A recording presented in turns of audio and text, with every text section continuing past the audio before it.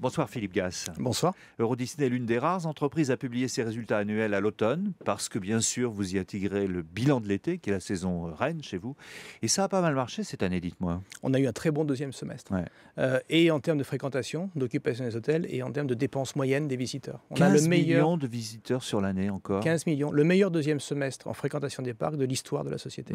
Donc c'est vraiment une histoire 2010 d'une accélération de la performance sur le deuxième semestre qui montre aussi la stabilisation des marchés et les comportements des Européens qui commencent à se réouvrir. Voyage plus. On va regarder ça dans le détail, mais vous avez fait un chiffre d'affaires en hausse, 1,270 milliard, alors que votre nombre de visiteurs est légèrement en baisse. 15 millions, c'est toujours énorme. Hein.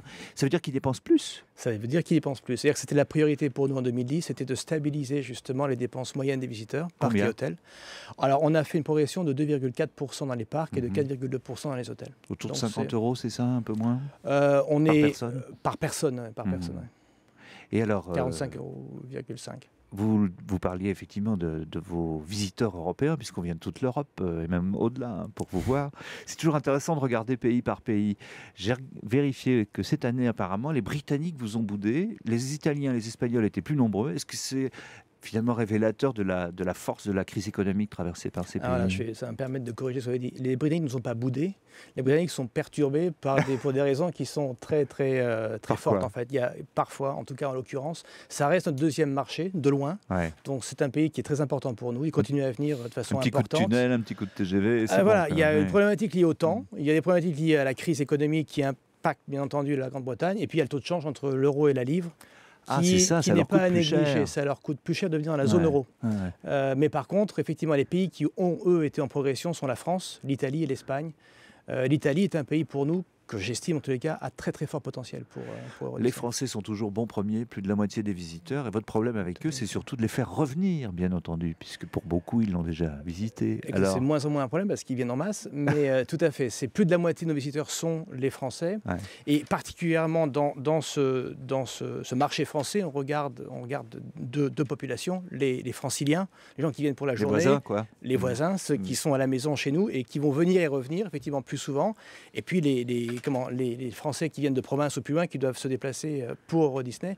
Et effectivement, là, c'est pour nous un marché qu'on regarde de la même façon qu'on regarderait la Belgique ou d'autres marchés un peu distants. Pour qu'on ait envie de revenir, indépendamment du plaisir qu'on y a pris une première fois, il faut parfois des nouveautés. Là, vous avez lancé au début de l'été une nouvelle attraction autour de Toy Story. Ça marche? Ça marche très bien. Toy Story Playland a été ouvert le 17 août. Et c'est 3 nouvelles attractions basées donc sur le film Toy Story, qui est un bon exemple d'ailleurs en termes de coïncidence, pas forcément une coïncidence toujours. C'est sorti quelques semaines après la sortie en salle de Toy Story 3. Ah oui, ça c'est la logique industrielle Disney. Ça fait partie d'une concertation, c'est un groupe qui se parle, c'est au niveau créatif, on essaye de penser et d'être un petit peu stratégique. Et donc c'est réellement ce qui s'est passé, c'est une merveilleuse stratégie et c'est complètement dans la ligne de l'année, du thème de l'année qui est la nouvelle génération, c'est les personnages Disney Pixar. Donc très puissant comme attraction, vous parliez tout à l'heure du marché français ou francilien, extrêmement puissant vis-à-vis de ce marché, puisque les gens non seulement aiment venir, aiment revenir, et aiment passer du temps dans ce land, parce que c'est plus qu'une attraction, hein, c'est un land où les gens rentrent vraiment dans le film. Ils deviennent des personnages du univers. Tout à fait. Est-ce qu'il y aurait d'autres choses dans les tuyaux, à échéance prévisible? C'est la nature de ce qu'on est. Je veux dire, c'est dans nos gènes. C'est ce que les gens attendent de Disney, c'est de créer, d'innover. Donc, effectivement, il y a une série. Il faut garder la surprise, sinon on serait plus bon dans le storytelling. Mais il y a beaucoup de projets qui sont bien entendu dans le travail, dans la considération. Il y a aussi un projet d'envergure qui va arriver bientôt, c'est Village J'allais y revenir parce qu'on parle beaucoup d'économie ici, vous le savez. Eurodisney, c'est un projet d'aménagement du territoire pour l'Est parisien. Allez, on en a beaucoup reparlé il y a quelques semaines avec l'avenant que vous avez signé à Matignon. Hein. Au maximum, il pourrait y avoir 8 milliards d'investissements pour de nouveaux logements, un village nature, peut-être un nouveau parc, un 3e parc. Donc, c'est quoi les échéances là? Quand est-ce que ça se dessine tout ça? Alors, si on regarde dans le timing, village nature est le projet le plus proche en timing, puisque c'est un projet qui pourrait voir pour sa première phase de développement le jour pour sa première phase en 2015. En partenariat avec Pierre et Vacances. 4 ans, avec Pierre et Vacances. C'est une joint venture avec Pierre et Vacances. Maintenant, comme vous l'avez dit, l'accord avec l'État, donc cette extension d'avenant, nous emmène jusqu'en 2030, voire 2035. Donc, dans ce délai, vont se développer effectivement tous ces droits nouveaux qui nous ont été octroyés, que ce soit dans le développement du immobilier, le logement, le commerce, la diversification économique de Val d'Europe, qui ne doit pas, et on pense nous-mêmes, que ne doit pas reposer uniquement sur le tourisme, le développement de notre destination touristique, on parlait d'un 3e parc, c'est une décision à prendre entre 2020 et 2030. Donc, c'est pas pour demain. On a un peu de temps, on veut le faire bien, on prend le temps de le faire. Alors, on disait que vos chiffres n'étaient pas mauvais pour une année de crise, comme celle qu'on vient de traverser, qui visiblement vous a bien épargné, mais vous perdez encore un peu d'argent, un peu moins de 40 millions sur la saison écoulée.